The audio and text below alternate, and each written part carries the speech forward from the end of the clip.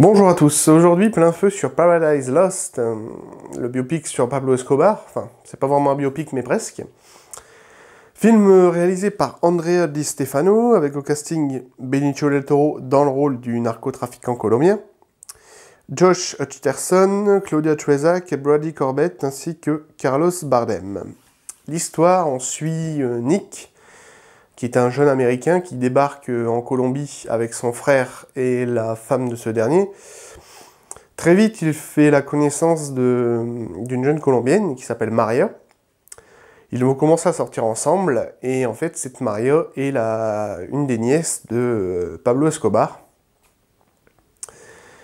Donc forcément, Nick va rentrer dans le petit cercle de Pablo, voire même dans son cercle intime, son cercle privé, puisqu'il va devenir un de ses bras droits directs, et ses bras droits dans ses affaires louches.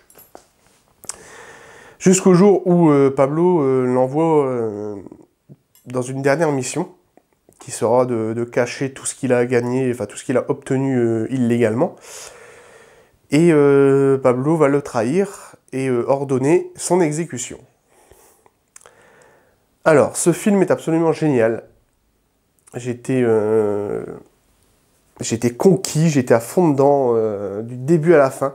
Il est hyper stressant, il est assez fort, Pablo est absolument terrifiant.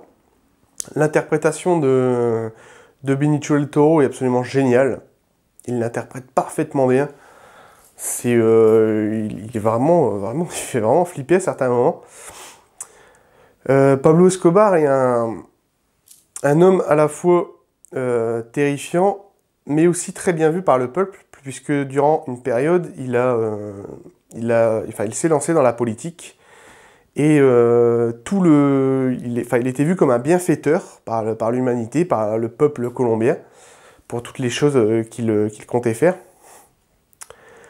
Donc beaucoup du peuple l'aimait, et tous ceux qui connaissaient Pablo Escobar dans son cercle intime et qui connaissaient ce qu'il était capable de faire en cachette, forcément tout le monde le craignait un petit peu.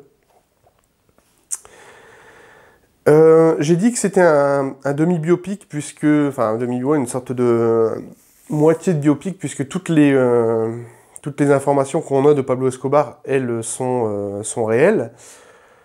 Le thème de base qui est de trahir son ami Nick et de le poursuivre à travers toute la Colombie, puisque c'est vraiment un film d'une traque. Enfin, j'y reviendrai quand je parlerai du deuxième ou du troisième acte. Le réalisateur est parti du concept que un des sous-fifres, un des bras droits de Pablo Escobar avait été trahi, et on lui avait ordonné son exécution. Donc cet aspect-là du récit est véridique. Après, tout le reste a dû être probablement écrit, je crois que c'est d'ailleurs le réalisateur qui a rédigé le script. Donc tout le reste a été écrit par le réalisateur. Mais sinon, l'aspect trahison, elle, est véridique. Ce qui est génial dans ce film, et ce que j'ai adoré, c'est que tout le premier acte, forcément, se concentre sur où on va découvrir Pablo Escobar, qui est ce gentilhomme, tout ça, jusqu'à temps qu'on rentre de plus en plus dans ses affaires un petit peu louches, jusqu'au troisième acte, où Nick va se faire traquer à travers toute la Colombie par les hommes de Pablo, qui sont démesurés en nombre, ainsi que par la police colombienne, puisque Pablo Escobar est tellement bien vu par tout le monde, que forcément il contrôle un petit peu tout le pays. Et la traque est absolument géniale. C'est stressant, ça vous glace un petit peu le sang quand même de savoir que va-t-il arriver à Nick, puisqu'il se fait vraiment traquer pendant une bonne demi-heure, je pense. Et à travers toute la Colombie, ce qui est absolument génial. Alors les décors sont très très beaux. Le film a été tourné au Panama, donc tout près de la frontière colombienne du coup. Les décors sont absolument géniaux, c'est les montagnes panaméennes, elles sont absolument bien foutues. La photographie est sublime. Et j'étais étonné de voir Josh Hutcherson dans un rôle pareil, puisqu'il il joue vraiment un rôle assez fort, quoi, du coup. C'est c'est vraiment le jeune innocent qui va se faire embarquer malgré lui dans les affaires de Pablo et qui va devoir se salir les mains, alors qu'il est un gentil homme, on va dire, et qu'il n'a jamais fait de ce genre de choses, mais il va devoir changer son comportement pour tenter de survivre à travers les environnements colombiens. Donc c'est assez étonnant et il joue plutôt bien dans l'ensemble.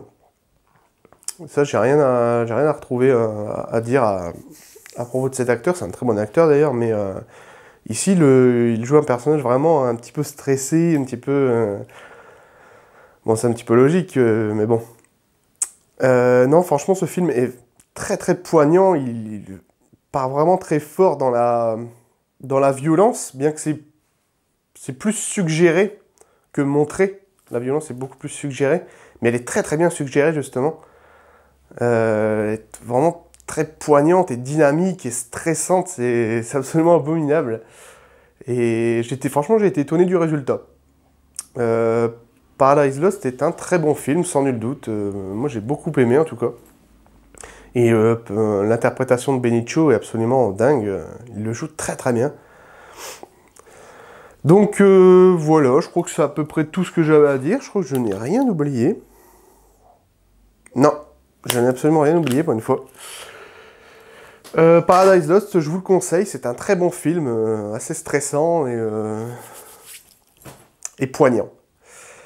Voilà, c'est tout pour aujourd'hui. Je vous dis à bientôt pour une prochaine vidéo. N'oubliez pas que le cinéma est un art. Ciao!